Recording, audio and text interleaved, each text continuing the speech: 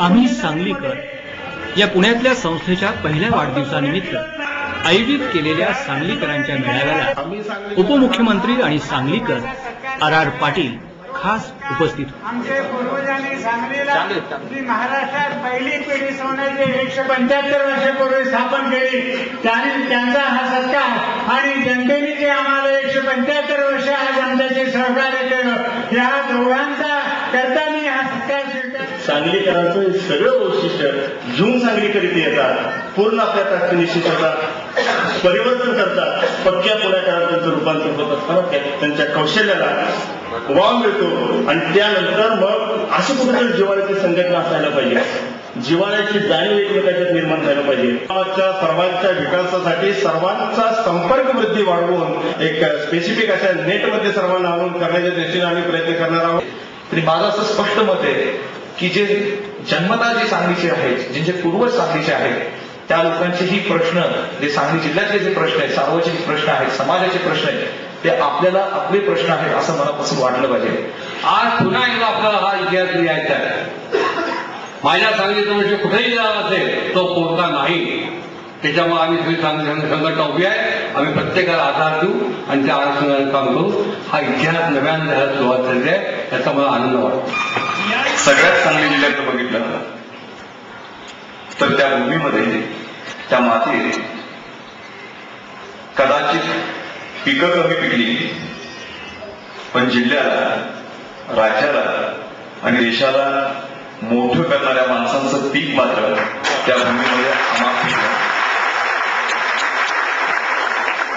आपण सगळे मिळून सांगलीत मध्ये असतो तर आम्ही सांगलीकर म्हणून जमूही शकलो नसतो, कारण तिथं सगळेच सांगलीकर आहेत। आपण सांगली जिल्हा सोडतो, बाहेरच्या गावात जातो, त्यावेळी त्या गावामध्ये आपण सांगलीकर म्हणतो।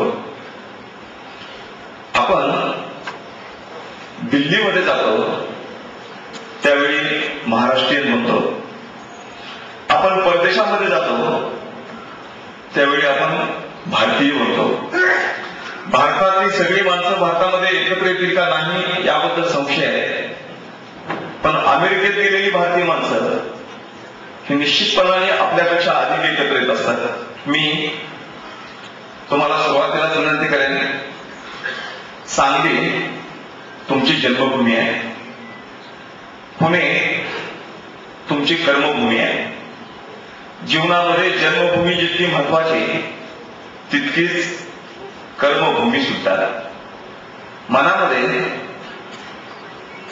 एक मिनमिनती सांगलीची पंथी कायम ठेवत पुण्यामध्ये पुणेकर म्हणून प्रकाश बंधाचं काम तुम्ही केलं पाहिजे आणि तीच खरी गरज आहे। उलट्या नजरेने आज गावाकडच्या व्याधा सुद्धा आपण बघण्याची आवश्यकता आहे। आज पुण्यामध्ये अडचणी असतील, पण या अडचणी सोडवणारे अनेक आहेत, पण ती गावं, तिथलं उपेक्षित पद, तीच आपली कुटुंब, त्यांच्या अडचणी ह्या जर आपण बघू शकलो तर खऱ्या अर्थाने आजही पुण्यात आल्यावर सांगली आमच्या मनात नाही, ती सांगली सुद्धा आमच्या मनामध्ये आहे असा अर्थ आपल्याला कळतो। सकाळसाठी सुभाष इनामदार, पुणे।